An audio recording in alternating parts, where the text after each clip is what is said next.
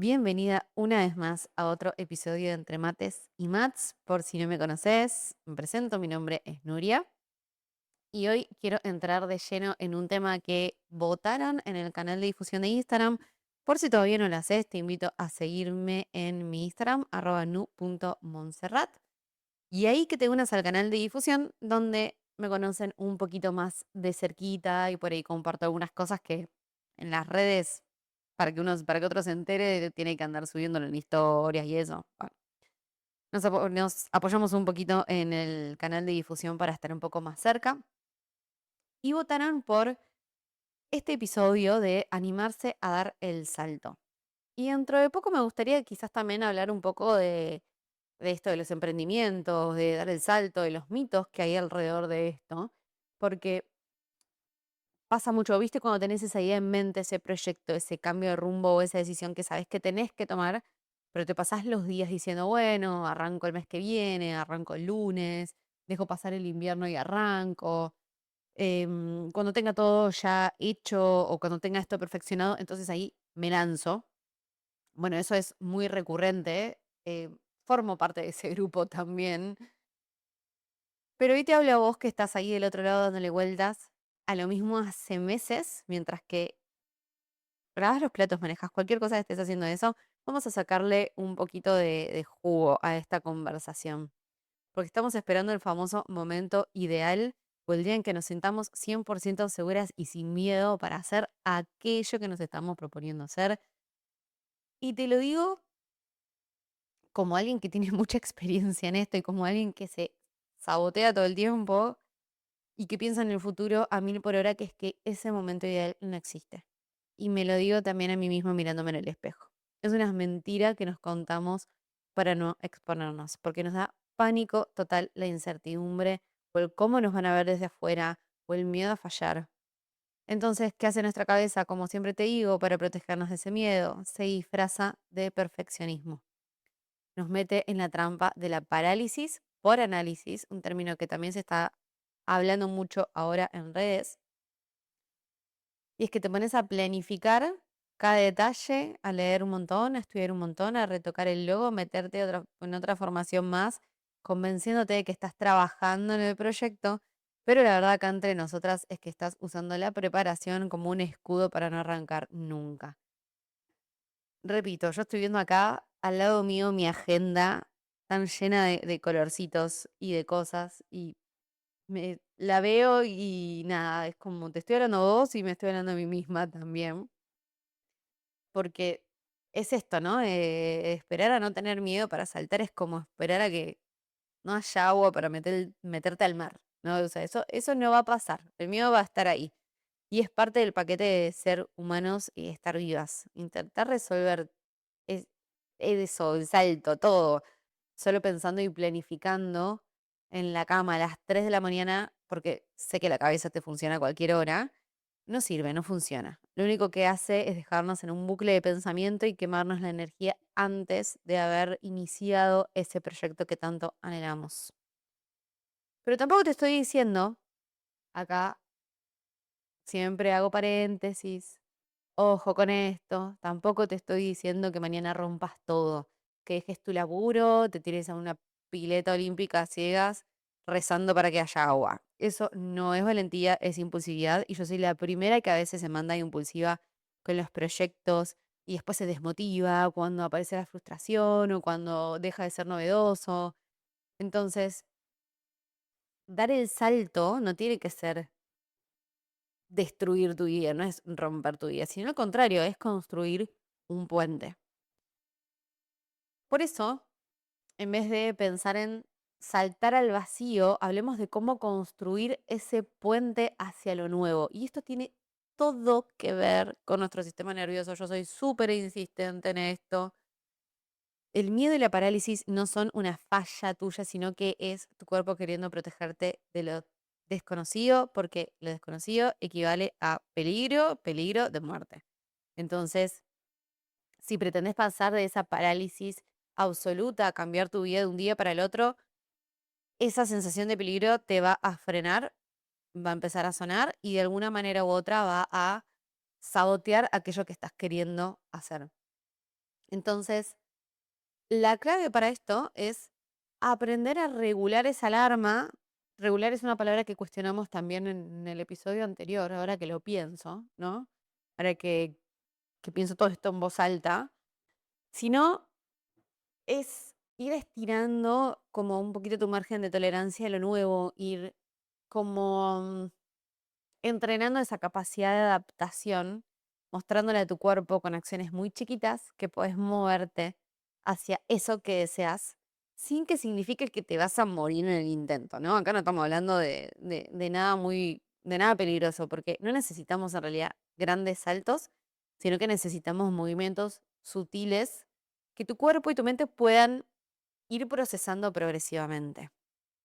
Entonces, anda pensando cómo se ve esto en tu práctica diaria. Si tu proyecto es lanzar un espacio nuevo, cambiar de profesión, cambiar de trabajo, no intentes resolver todo hoy, porque el costo que tiene elegir todo de un tirón, hacer todo al mismo tiempo, hacer todo en un solo movimiento, es altísimo, ¿no?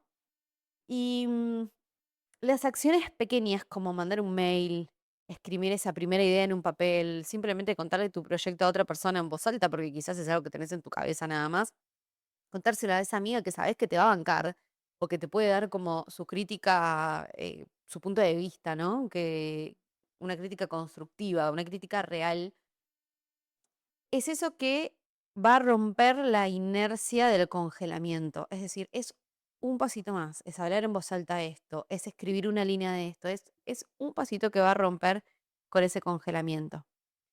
Entonces, no busques que sea perfecto, sino busquemos que sea real, busquemos que sea efectivo, ¿no? Hoy una persona me preguntaba en Instagram, yo había abierto cajita de preguntas, qué pensaba acerca de la eficiencia y me decía que esta persona me decía que para él era una enfermedad en la sociedad, la eficiencia. ¿Y qué pensaba acerca de eso?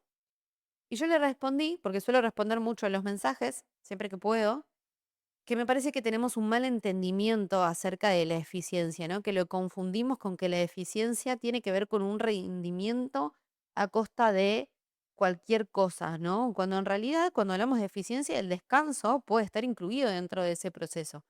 Si yo quiero ser eficiente, por ejemplo, en mi trabajo o en alguna tarea, es necesario que yo cuente con cierto descanso para ser eficiente en la tarea. Y que muchas veces confundimos esa eficiencia con el sacrificio constante, ¿no?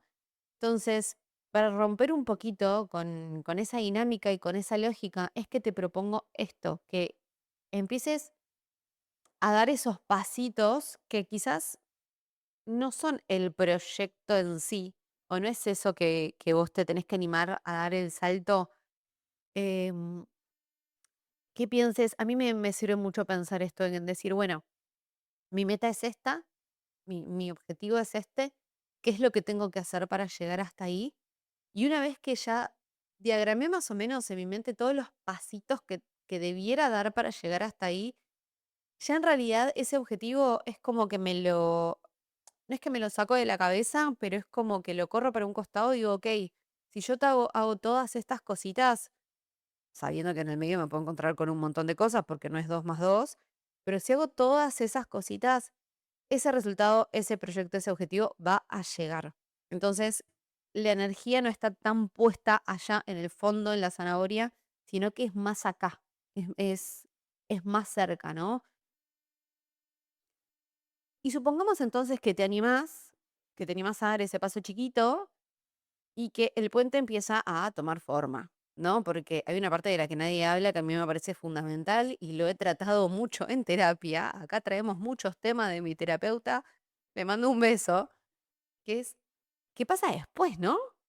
¿Qué pasa cuando ya diste ese paso? ¿Qué pasa cuando eso que te habías propuesto empieza como a poquito a empezar a hacerse más visible, ¿no? Más palpable, porque pensamos que una vez que te lanzás, de repente se termina el problema y todo se vuelve color de rosas y eso no sucede. Y ahí empieza otro desafío más, como si no tuviésemos suficiente, que es aprender a sostenerlo y aprender a sostener lo bueno, habitar eso nuevo que construiste, lo bueno y lo nuevo. ¿Por qué hago hincapié en esto? Porque cuando estamos en búsqueda de un proyecto o para llegar a tal meta, empezamos como a acostumbrarnos a la incomodidad que requiere todo ese proceso, porque constantemente requiere salirnos de nuestra zona de confort, dar ese pasito más, animarnos, hacer esa cosita. O sea, todo el tiempo estamos como en cierta tensión, ¿no? Y de alguna manera, cuando eso se prolonga en el tiempo, nos acostumbramos a esa tensión y cuando aparece un estado de cierta tranquilidad o de cierta calma, nos empieza a costar sostenerlo, que es lo más importante. Nos empieza a costar sostenerlo, por más bueno y por más que hayamos hecho mil cosas para llegar. Entonces, a veces pasa que esa estabilidad o ese espacio propio de repente agarra una inquietud rarísima, que es una sensación de la cabeza que te dice, che, esto está saliendo muy bien. Seguro que algo va a pasar.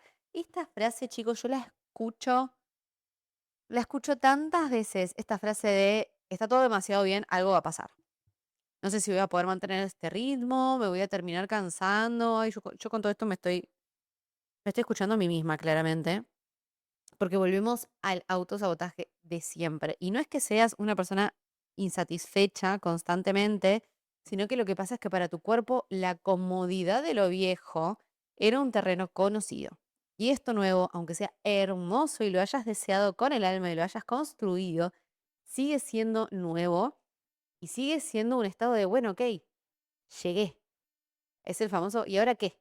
¿No? ¿Y ahora qué? ¿Qué hago con esto que tengo que construí? Ya no necesito construir más, o ahora necesito sostener. ¿Qué onda con esto, no? Entonces, por eso dar el salto también requiere que entrenes tu capacidad de recibir y de quedarte ahí. Importante, aprender a recibir, aprender a estar en calma, aprender a em, aceptar, si se quiere, lo bueno, lo que construiste, quedarte ahí, agarrarlo, agarrar ese regalo, eso que quizás creaste con el corazón, eso que vos me entendés, ¿no? Es como disfrutarlo al 100% desde el primer día, dejar de meterse la presión de que tenés que estar saltando de un lado para el otro haciendo mil cosas todo el tiempo, porque en algún momento eso que construís tiene que estabilizarse y se generan mesetas.